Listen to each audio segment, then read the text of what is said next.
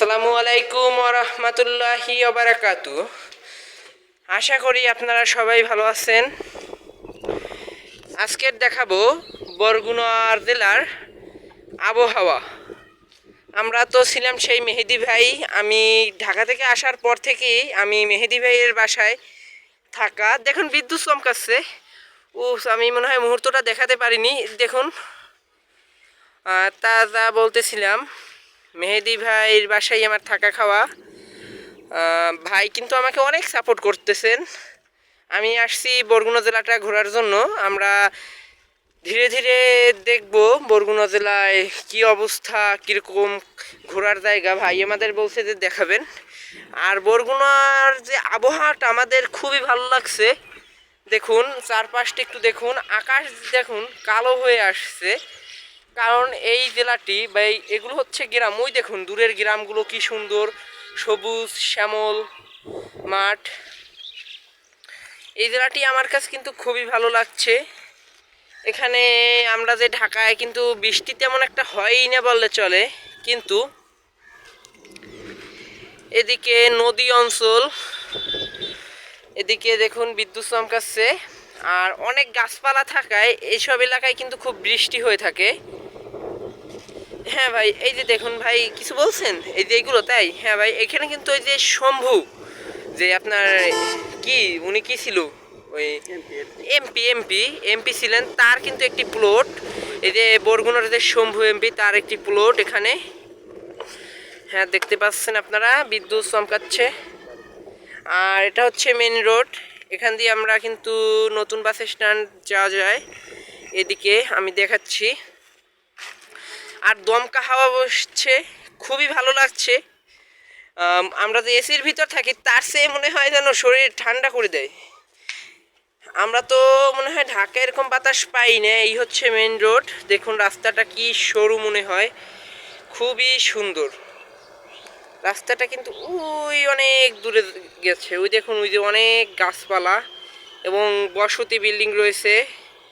এবং ভাই একটু আসেন, ওই যে ওই গাছপালা দেখলে কিন্তু ভাই খুবই সুন্দর দেখায় না ভাই? ওই যে ওই দৃশ্যটা ভাই আরো সুন্দর। তো ওই দেখুন বিদ্যুৎ চমকাইতেছে। আর দেখুন এটা কিন্তু গ্রাম্য সিস্টেম। ওই দেখুন একটি ছাদে খুব সুন্দর ফুলের বাগান করছে। আমি একটু জুম করে দেখাই। এদিকের মানুষ মনে হয় খুব গাছ লাগাতে পছন্দ করেন। ওই হচ্ছে ফুলের বাগান, আমি জুম করে দেখাচ্ছি। এই হচ্ছে ফুলের বাগান, খুবই সুন্দর সুন্দর ফুল ফুটে আছে। আর দেখুন ওই যে গাছগুলো দেখলে কিন্তু ভাই একদম খুবই সুন্দর একটা দৃশ্য। আমরা যে ধানের থেকে যে চাল থেকে যে ভাত, ওই কিন্তু মানুষ খেতে কাজ করছে দেখছেন। তারা কিন্তু এভাবে বিদ্যুৎ চমকায় বৃষ্টি রোদে পুড়ে কিন্তু এই কাজগুলো করে থাকেন, কষ্ট করেন। তারপর কিন্তু তারা ন্যায্য মূল্যটা তাদের পান না। দেখেন তারা কিন্তু তাদের সম্পূর্ণ ন্যায্য মূল্যটা পান না। তারপরও দেখুন কি সুন্দর আকাশ, ঘন কালো মেঘে ছেয়ে গেছে। আমরা পাঁচতলার উপরে আছি, জুমটা ছোট করি। হ্যাঁ দেখুন আকাশটা কিন্তু খুবই সুন্দর দেখতে লাগছে, কি সুন্দর বিল্ডিং দেখাচ্ছে। খুবই ঠান্ডা, খুবই ঠান্ডা, কি যে বলবো। আমার মনে চায় যেন আমি এখানেই থেকে যাই।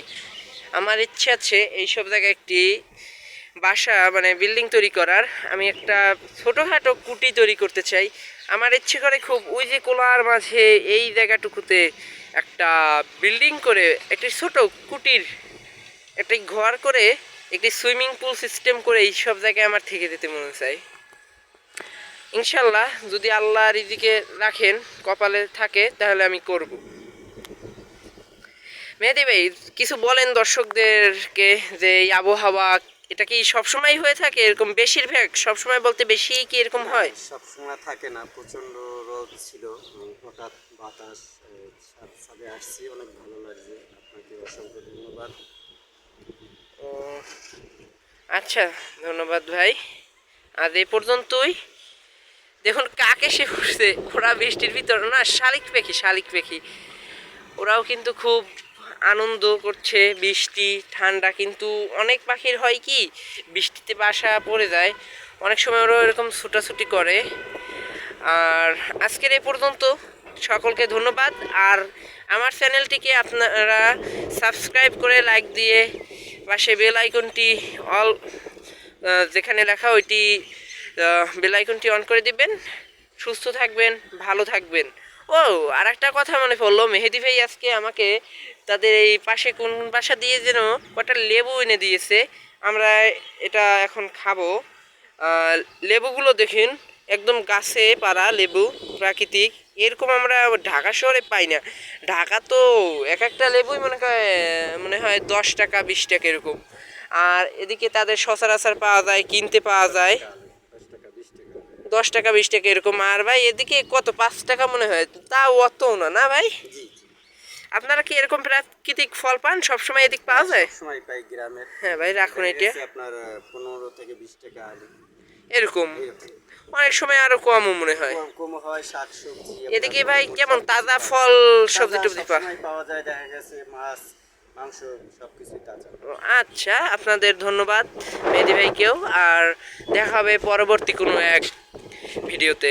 আল্লাহ হাফেজ।